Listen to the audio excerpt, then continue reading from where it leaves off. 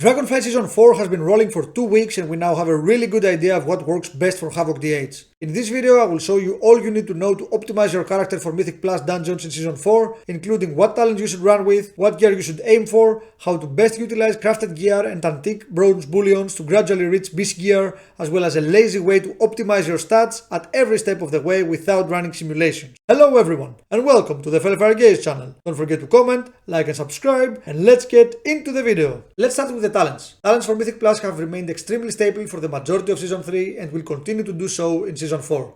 There are some small tweaks that you can do based on your preferred playstyle, but the core remains the same. You will still be using the Throw Glaive, Immolation Aura Inertia build with the fire inside to continuously do small bursts throughout the dungeon runs.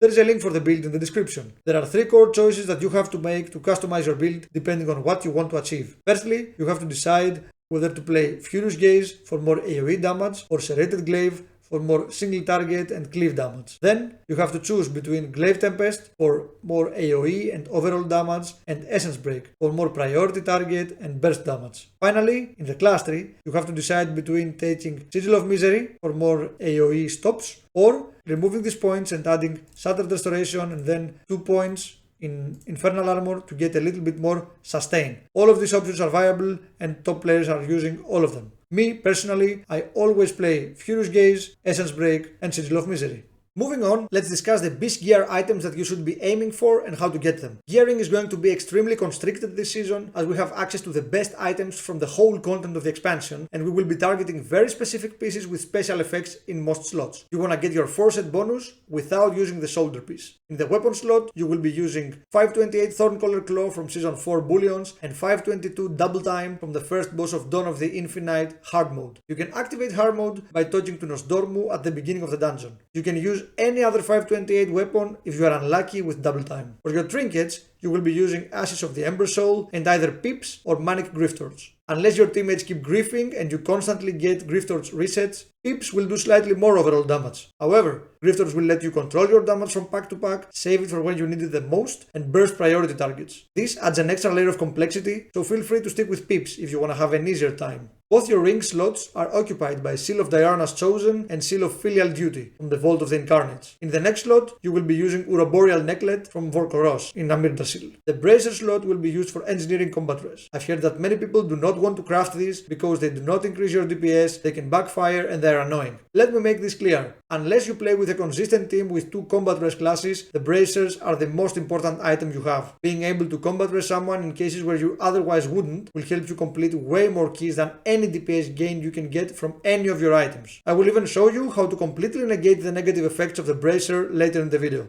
For the Cloak slot, many people are excited for the voice of the Silent Star from Scale Commander Sarkareth. Do not use this cloak. As a Havoc DH, your greatest weakness is your survivability. This cloak has no stamina and it will be the reason that you die in certain scenarios while giving you a slight DPS increase. I repeat, do not use this. This leaves you with 4 flexible slots: shoulders, cloak, belt and boots. 2 of these will be used for your embellishments and the third one can potentially be used for your food buff with Alchemical Flavor Pocket. If you enjoy the content and you want to see more, please share the love.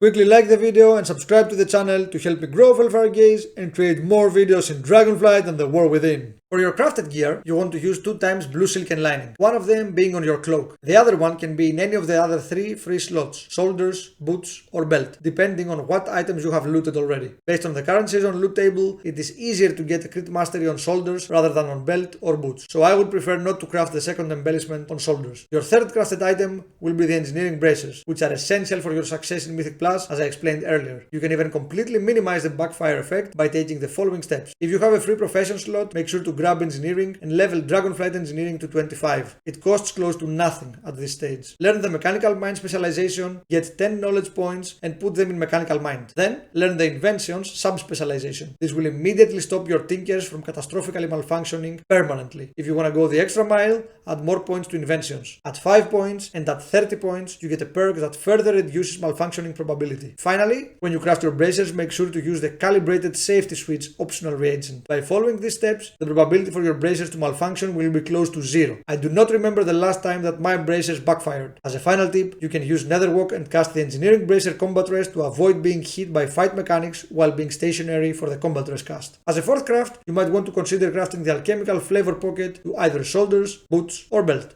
When it comes to stats for Havoc, one thing is certain, avoidance is king. It will allow you to survive those one-shots in high keys. If you loot a piece with avoidance, just use it and do not worry about the secondary stats on it. Getting avoidance is even more important this season because the various items that you get from Bullions do not have avoidance, so you want to grab any scrap of avoidance you can get. That being said, the stat priority is the same from last season. Critical over mastery, over versatility, over haste. However, the secondary stats will reach insane amounts this season and stacking critical will lead to massive diminishing returns. Disclaimer: if you want to constantly make optimal gear choices and optimize your stats, you have to constantly sim your character. But if you are lazy like me and you want an easy way out, I got you covered. You can follow this simple formula that I will give you to optimize your gear to get really good results without worrying about simulations. As already discussed, most gear slots are covered by specific items this season, which means that most of our secondary stats will be predetermined. The stat distribution on these items is all over the place, with a higher emphasis on haste than what is ideal for Havoc. On top of that, you also play double wafting devotion, which is the best weapon enchant, giving you even more haste. As a result, you should not get any more haste than what you possibly get from your high ticket items. Any stats you control will be put to critical, mastery and versatility by respecting the following rules. Rule 1. Prioritize critical over mastery over versatility. Rule 2. Never get your critical or mastery over 9000 when you are full buffed. Rule 3. Never get your versatility above 10,250 when you are full buffed. These numbers are not arbitrary, they are calculated to prevent you from reaching really high diminishing returns. If you want to know more details about this subject, you can find the link to a relevant Wowhead post in the description. The easiest way to implement this formula is to have several items with constant stats and then use various sources of customizable stats to do the final min-maxing. As fixed stat sources, you have your tier pieces, your items from Bullions, and your Bis weapons. Additionally, you should always use a versatility flask. Despite Flask of Corrupting Rage being a slight DPS increase and seeing pro players using it in fully optimized coordinated groups, it is certain that it will backfire on you when you are running your Mythic Plus in the average pack group. One unlucky proc at the wrong time will most likely kill you and break your key. In a season with so high secondary stat saturation, the minor DPS increase is not worth it, so stick with Versatility Flask. For the flexible stat sources, there are various options. You can use either Critical Strike or Mastery runes on your weapons, or even a combination of both. Sockets and ring enchants come with all different combinations of secondary stats. Foot buffs provide 2 secondary stats, and all combinations of critical, mastery, and versatility are available. Finally, crafted gear has customizable stats. I recommend getting your crafted items with crit mastery and recraft them with different stats only as a last resort option, since this can be more expensive and annoying than your other alternatives. When it comes to the new currency of the patch,